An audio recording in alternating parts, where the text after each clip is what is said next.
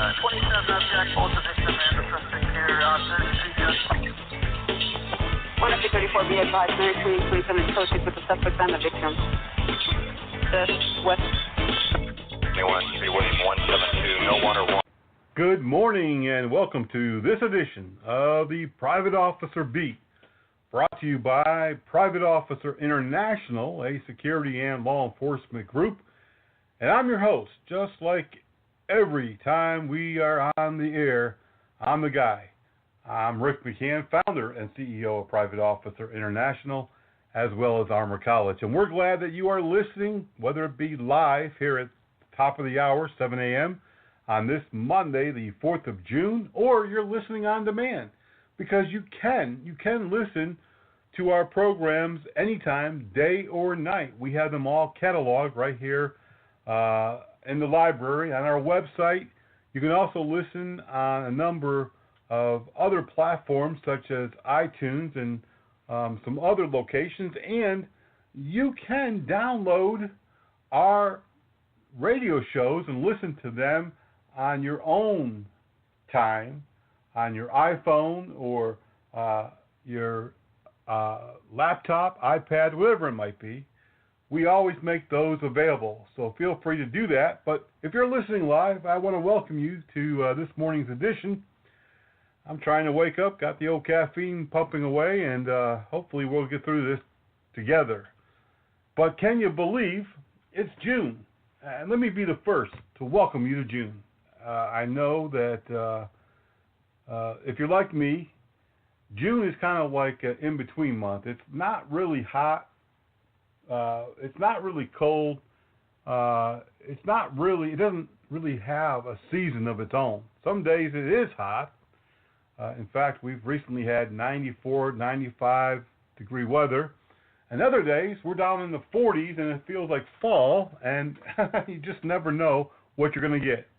And some days you might have torrential rains and winds and lightning and thunder like a summertime storm. And other days it's cool, crisp, and it feels just like early spring or fall. So welcome. Let's enjoy it together. Let's have some fun. Let's do some work. Let's do some training. Be better prepared, equipped for our job, and let's do it together. But we want to welcome you, and we hope that we can commiserate and work together during this beautiful month of June. We have a lot going. I don't know if you're a first-time listener or maybe you are a new member of POI, or maybe you're one of the old folks, one of the old-timers who listens religiously every time we have a broadcast, and you're a long-time member.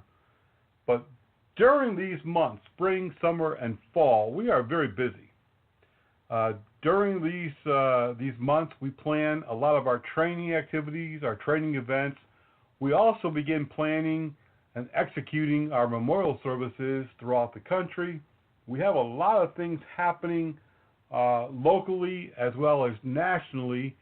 And right now we're actually preparing for our memorial services coming up in August and September.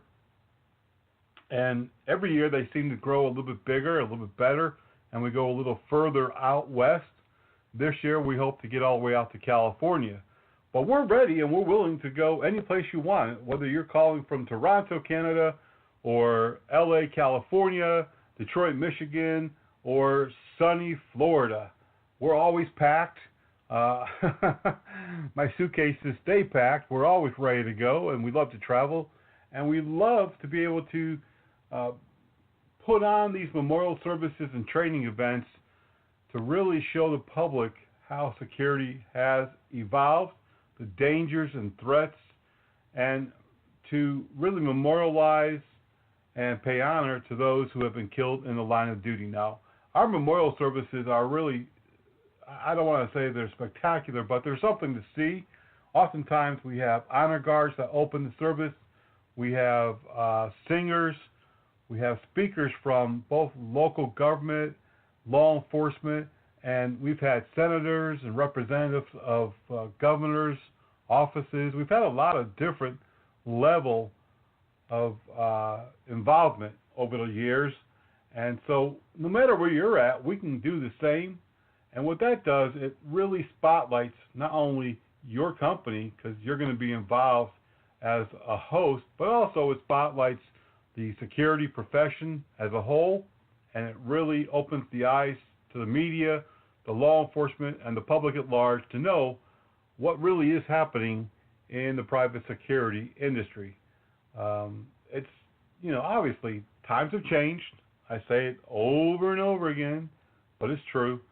And if you're interested in hosting, sponsoring, being part of one of those memorial services, I'd love to come over and do some training for you during the day and hold a memorial service in the evening. Contact us, helpdesk@privateofficer.com.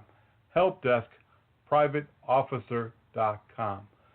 Speaking about memorial services, it is very sad to report that we've had 2 more security officers killed this past week. A security officer working for an armored truck service was shot and killed during a robbery in New Orleans, Louisiana.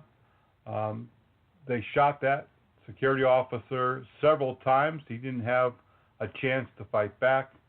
And unfortunately, law enforcement, at this point, as far as I know, they have not caught the suspects. Now, this is the second armored truck security officer killed in New Orleans in the last couple of years. And the FBI reports that Houston is actually the capital for armored truck robberies for whatever reason, but New Orleans seems to be hot on the tail, and not in a good way. And so that's a very sad reality of the dangers of not only armored truck security, which obviously is a heightened type of threat because it's carrying money, it's carrying valuables.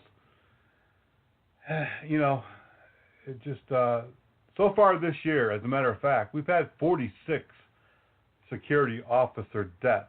And so we're on the track, unfortunately, to probably hit 100 or close to it again this year. And we've done a lot of training, we've done a lot of educating, we've done a lot of promoting to the public, the media, and I think that we've helped to cut those deaths down a little bit, but unfortunately, we are seeing them spike again. We are seeing a lot more incidents in the last 18 months. And all that I can say is keep on your guard. Be aware of what's surrounding you. Have good situational awareness. Be proficient with any weapons that you carry. And let's all go home safe. It's just important that we do everything that we can to work safe, to be safe, to protect ourselves. If we can't protect ourselves, we can't protect others. And so we want you to be safe. We want you to be aware of your surroundings. And that's why we're here. We're here to help you. We're here to train, to inform, and hopefully get through this together. Well, again, we really are looking for some hosts, so if you are looking to sponsor, you want to host a memorial service, I will do a training event that same day. We'll do that training event free if somebody will financially sponsor our memorial service at your location. So contact helpdesk@privateofficer.com, helpdesk@privateofficer.com. You are listening to the Private Officer Beat, a radio show sponsored, promoted, and part of Private Officer International, a international private security and law enforcement organization. Well, you probably have heard that over the weekend there's been another attack. This was in London. 12 people, including 3 suspects, dead. Metropolitan Police in London said that they've arrested about 12 people. 3 separate attacks. They are calling this terrorist attacks. And this is the 3rd or the 4th time in recent weeks where there's been an attack. The last one in Manchester, England, during a concert. And I don't know about you, but I'm seeing a pattern of attacks that are concentrated on smaller venues that are what we call soft targets that can be easily accessed with little security and very little resistance from whether it's the security team or other promoters or event personnel, staff, and so forth. These attacks are occurring at concentrated places where there are smaller groups, soft targets. Let me tell you this. It's not far-fetched to think that you're going to start seeing these around the U.S. Nothing to, I'm not trying to talk bad about event security staff, but the type of people that we have at large events, whether it be sporting events, concerts, they do a great job with what training and information they have, but they're just not well prepared to stop any sophisticated attacks. It's really important that we begin to harden our targets. And just recently in Tennessee, and I applaud the state of Tennessee, but recently in Tennessee they passed a law that says if you don't allow customers to carry concealed weapons, if you have restrictions on the public carrying firearms on your property, whether it be a government facility, a concert, a restaurant, then you must, by law now, have metal detectors, security staff, or some other form of security in order to protect the public, the customer. And that's how it should be. There are a lot of soft targets essentially because companies want to be politically correct and they want to look at firearms like the cause of all of the murders happening, of all the shootings. And that's a whole bunch of nonsense that we could talk about for hours. But I applaud Tennessee for saying if you're going to restrict handguns in your property, then you have to be responsible for that security. We have so many areas that are potentially targets, shopping malls. There's been a number of attempts over the last 5 years. Concerts, special events, sporting events, all sorts of gatherings that have little to no real security. They might have an appearance of security, a presence, but it's minimal at best. I'm going to stay on my soapbox, but we're going to take a quick break. And when I come back, we're going to talk about the soft targets. We're going to talk about how to prevent some of these things from happening. We're going to look at weapons retention. A lot of security officers losing their guns to suspects and dropping their guns and all sorts of things. It's just getting out of hand. We're going to look at the news and talk about a whole bunch of stuff when we come back here on the Private Officer Beat. And I'm coming right back. Don't go away. Have another cup of coffee. We'll be right back. Nurse, I need you to apply pressure to the head wound until I can get to it. I'm concerned she's lost too much blood. Oh, no. You in the corner, who are you? You're not supposed to be here. She's my girlfriend, Doctor. You need to wait out in the waiting room. Please, Doctor, I want to stay with her. Look, she's been badly injured. So if you want to do what's best for her, you need to let us do our work. Please, Doctor, she has to be okay. I didn't mean to do this. I love her. Wait a second. You were the driver? Yes, but I didn't mean to. I swear, we went to dinner. I was just buzzed. I only had a few drinks. Just buzzed? Why didn't you tell us that? In that case, your girlfriend is fine. Hey, sweetie. I feel great. You want to get out of here? I can't believe this. Really, Doctor? She's really okay? What, are you kidding? No, not really. Nurse, get me a suture kit. Stat. Buzzed driving. Maybe we should stop acting like it's no big deal. Buzzed driving is drunk driving. A public...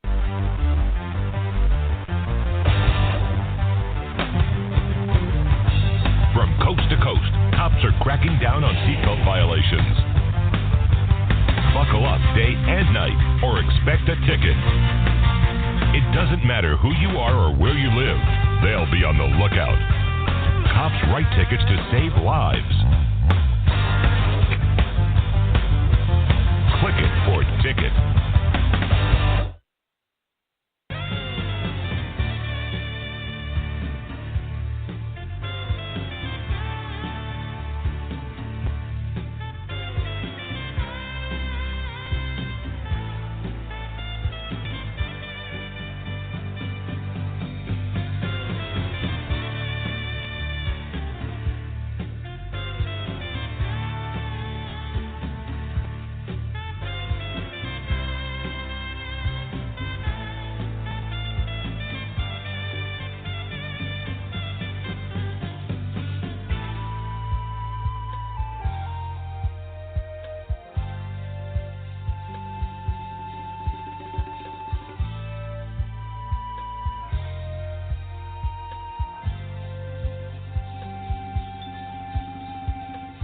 All right, good morning and welcome back to the Private Officer Beat on this Monday morning, June the 5th, 2017. I think I said earlier it was June the 4th, but that's because I'm still living on that weekend schedule.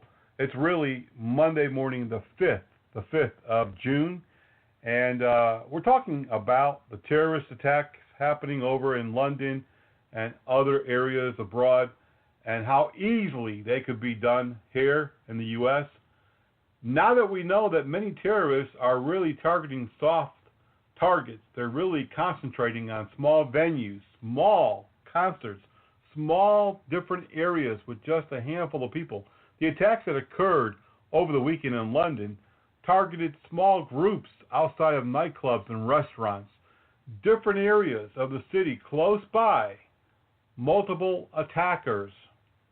We need to be ready. We need to be observant. We need to be 100% on guard for these type of events, which could occur very easily here in the U.S. Whether they be homegrown, we've seen a lot of those here. In the last 2 years, we've tracked about 15 Americans arrested by the FBI for attempting to train with ISIS or support ISIS. People, Americans, our own brethren, getting involved to support the enemy. So we have many homegrown terrorists right here in the U.S., and we have many folks from other countries already here in the U.S., on U.S. soil, who are already planning to strike. 9/11 may seem a distant situation, distant past, when in reality, that situation, unfortunately, could easily happen again. We need to train up. We need to do everything we can in our power to have as much training as possible. We must have good situational awareness, and we must be ready to prevent and to respond to any threat from whoever at any time. All right, well, I think I'll be off my soapbox now for a short time. It just really kind of irks me a little bit when you see this type of stuff happening and people continue saying, well, that's over there. It's not over here. It's not going to happen over here. Yeah, unfortunately, it is going to happen. It really is. It's going to happen here again. Hey, have you seen our brand new magazine, our digital magazine, at privateofficernews.org? Now, this is not completed yet. They're still tweaking it. The staff is still working on it, and we're going to be debuting a semi-monthly, semi-weekly TV show. We're going to begin filming, in fact, in the next few weeks. We're going to be on location at several different states. And if you'd like to be involved, send us an email at helpdeskprivateofficer.com. And speaking of the new digital magazine, we need your pictures and videos. We want you to send us pictures of situations, videos of action. If there's anything happening on your property, send us videos of you doing your job or pictures. We'd love to be able to include them in our magazine. Now, some people have asked whether or not it's legal to send videos or pictures. Well, your employer may have stipulation against it or a policy. You'd have to check with them. But anything that you post to Facebook or Twitter or LinkedIn or any other social media platform, can be sent to us as well. Anything that you take outside on property that you have control of, people have no expectation of privacy under the law. And if you're not sure, just email us and we'll guide you on that. But we'd love to see your pictures and videos.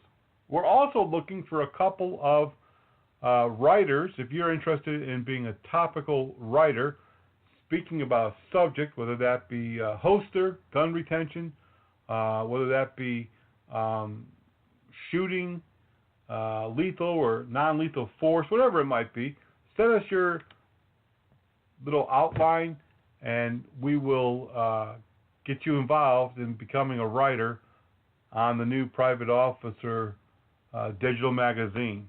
But do it quickly because we've had a number of requests already. Like I said in the beginning of the program, at the top of the hour, we have a lot of things happening this time of year. We are currently scheduling some regional training. We do a lot of our training seminars during the spring, summer, and fall. If you'd like to host, sponsor, or be involved in that, send us an email at helpdesk@privateofficer.com, helpdesk@privateofficer.com. And also remember the memorial services. A lot of people, they don't really see the big deal. They don't see the value in it. But there's a lot of value in hosting those in your area. Like I said, it really gets the news out. It gets the word out. It educates the public. It memorializes and honors the deaths of those who died in the line of duty. And it's very, very, very important. Something that we really love to do, and we need your help to be able to continue. Send us an email at helpdesk@privateofficer.com. I also wanted to mention this morning, we get a lot of interactive participation on our Facebook pages and Twitter, some on LinkedIn, and a few other social media network sites, mostly on Facebook and Twitter. But if you have not joined our conversations on Facebook, if you have not read our news on Facebook, if you don't follow us on Twitter, then you're missing out on a whole lot of activity because there's a lot going on. In fact, right now we've been talking about some of our recent conversations included whether or not private security should assist immigration agents when either requested or when they spot someone who may be an illegal immigrant. We had a situation in Florida where private security officers saw some suspicious activity and made a phone call, and it turned out that his suspicions were correct. We're also talking about right now on Facebook body cams. Whether or not they're going to be very popular with private security as they are now with law enforcement, and whether or not there's a need. There are some definite benefits and some definite drawbacks in using body cams. Go to our Facebook page and become involved in that conversation today. We've also talked about in recent weeks license plate readers. A number of shopping malls and businesses, private businesses, are beginning to use license plate readers, storing that information in their systems, sharing it with law enforcement, and we're discussing whether or not, how do you feel about that? Do you feel like that's really kind of an invasion of privacy? Do you think that that's going to hinder customer traffic, whether or not they're going to avoid your business, your shopping mall, because you're running everybody's tags? What do you think? Go to our Facebook page and join in to the conversation. You can send us an email, helpdesk@privateofficer.com, and you can share your thoughts as well if you don't want to share them publicly. We have a lot of great conversations, a lot of interaction on our social media pages. Be sure to join those conversations. Be an active participant in what's happening in the industry that you work in. Not only do we share a lot of news and information, but we share each other's thoughts, and some of that can be used for training. Some of that can be just good conversation, and it's always good to have good interaction with other professionals in the field.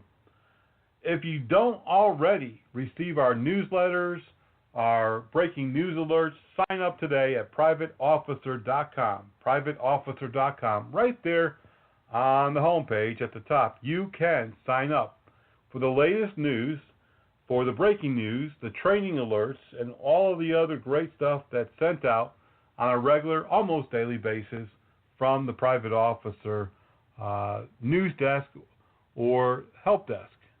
Again, just go to privateofficer.com and sign up today. Whew, wow, we have a lot going, don't we?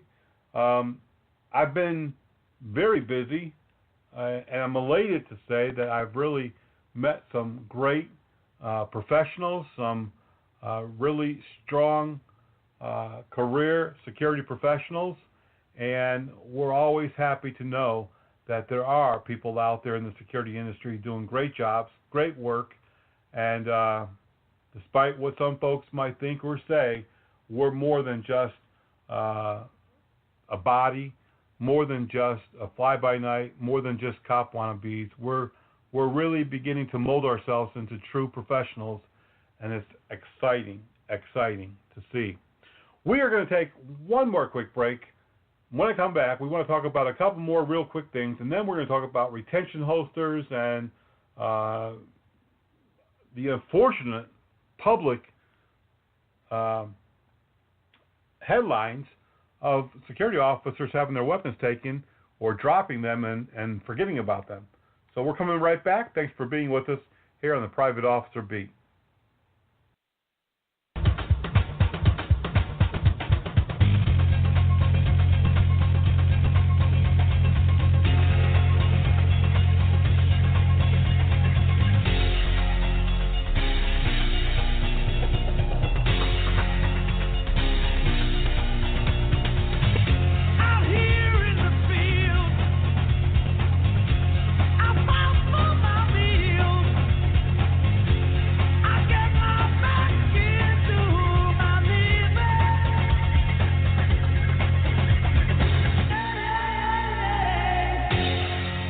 Olympic silver medalist Rebecca Giddens with the word on what's cool. I think that winning the silver medal in the Olympics for whitewater kayaking is pretty cool.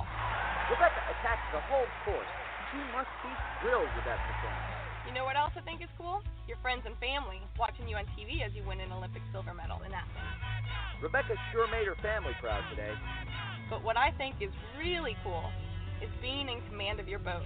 And that means always wearing a life jacket while canoeing or kayaking. It's a no-brainer. Life jackets save lives. Now that's cool. Oh, and while we're on the subject of what isn't cool, never boat under the influence of alcohol or drugs. That's just plain stupid. So be cool. Pick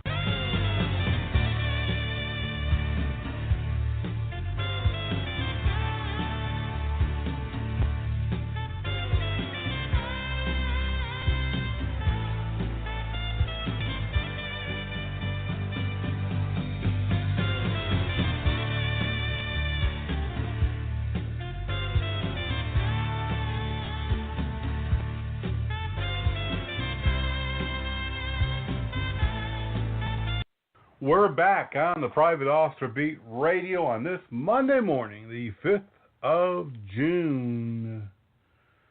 We have covered a lot of material in a short amount of time on this program. We've been talking.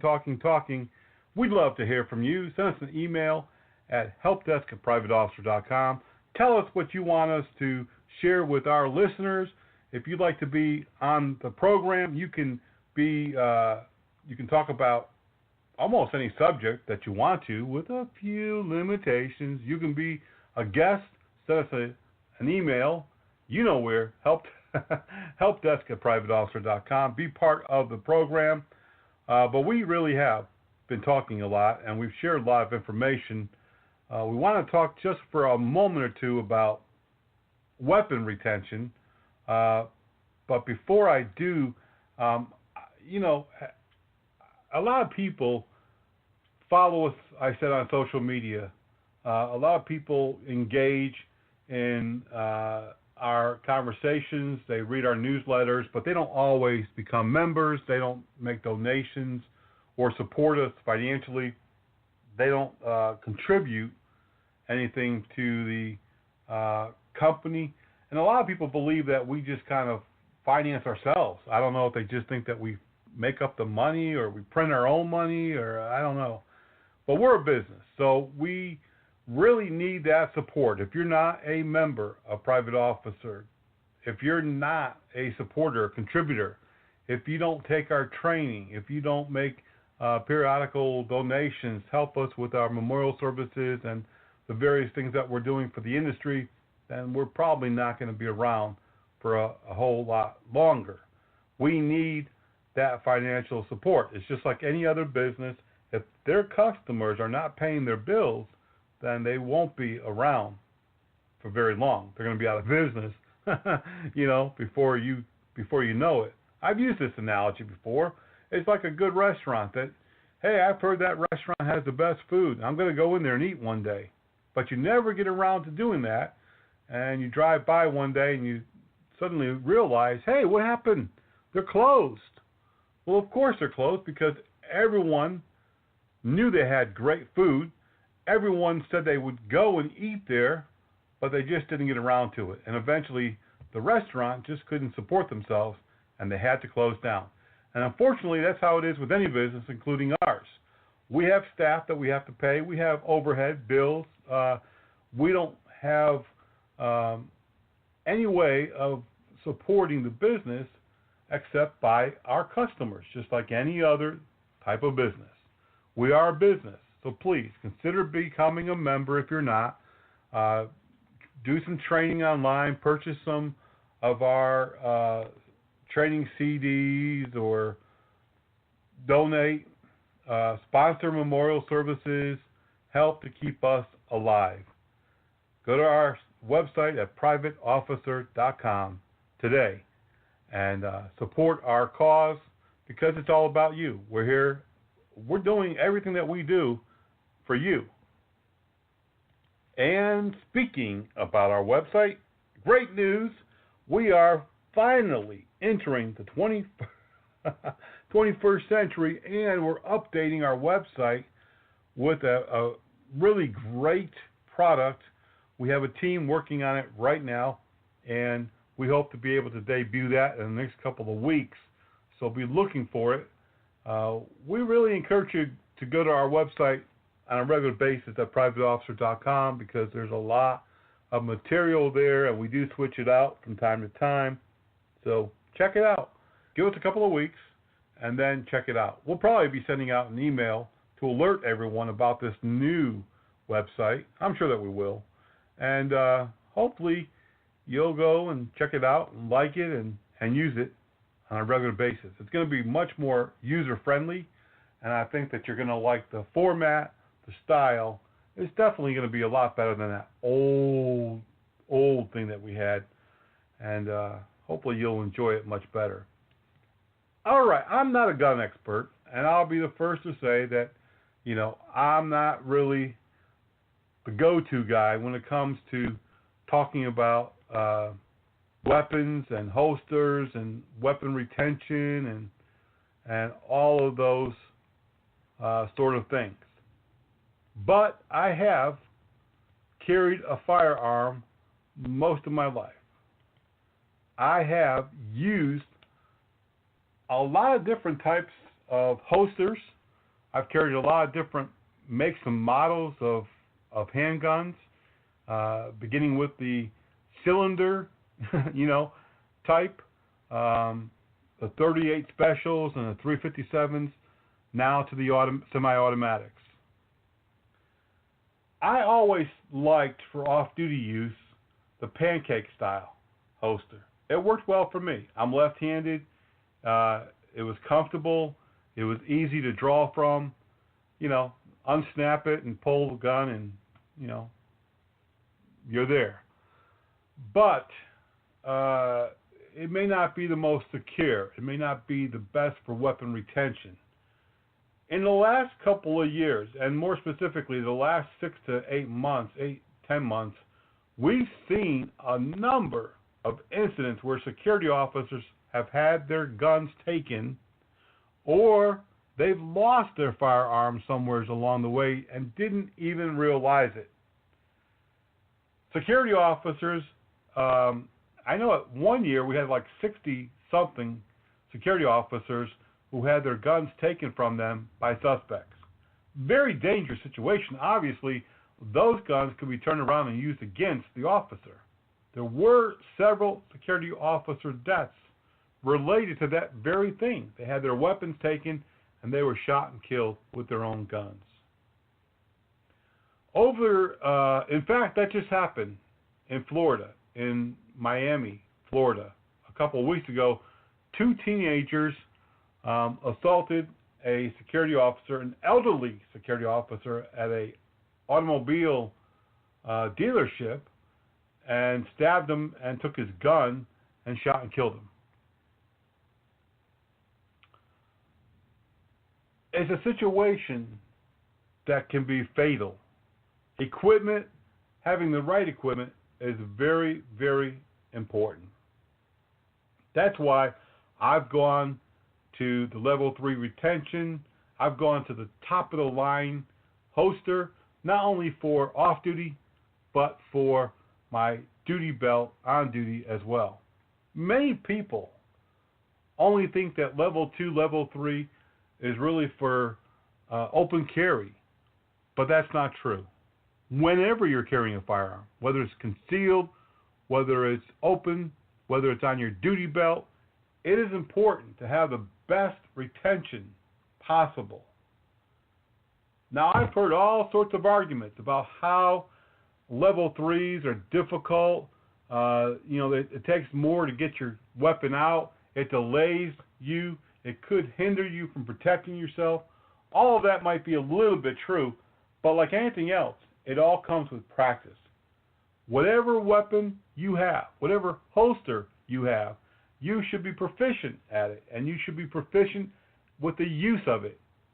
If you have a level 3 retention holster, then you will need to practice. I have, myself, had to practice drawing that weapon, getting the weapon out at various angles, whether I'm sitting down or standing up or even laying down. I need to be able to get that firearm out as quickly as possible. And sometimes the level 3 holsters can be a little bit slower if you're not familiar with the operation of them, if you're not proficient in drawing your weapon. I'm not going to sit here and pretend like I'm a big guru, gun guru, or firearms guru, because I'm not. I am a firearms instructor. I am a person who's been around firearms all my life, since the age of 15. I can tell you that I've had a number of different holsters myself, but I don't recommend certain type of holsters, including nylon holsters. These soft duty belt holsters that you see made by, I don't really want to say who they're made by, but some of them are not the best retention type holsters. Some of them are very flimsy, and they're not made for good weapon retention. If you're out doing a job, you have to protect yourself first before you can protect anybody else. Be sure that you get the best equipment that you can afford. And if you can't afford it, buy it on time. Buy it on layaway. Save up. I say this all the time. People always say, well, I can't afford to do any training. I can't afford to buy any good equipment. I'm only making XYZ an hour. Save $5 a week. Save $10 a month, whatever it might be, until you can afford that piece of equipment or that training. It's very important when you're talking about protecting yourself or protecting others that you have the best training and the best equipment. Look into what type of retention holsters are best for the type of weapon that you carry, and try to be at that level. There's a level 4 holster also. It takes all of the security measures a step further, but it's safe to say that these rigs aren't recommended for the armed citizen because they don't practice. They don't take the training aspect of it serious. I recommend that you practice with your weapons, practice with your holsters, practice with your equipment until you are not only proficient, but even at that point that you practice again and that you have refresher training. It's that important. That's going to conclude this episode of the Private Officer Beat Radio. We're glad that you've been with us, and we hope that you'll join us later this week for On the legal side, and the LP zone. But until then, be safe, be blessed, and we'll see you back here on the radio.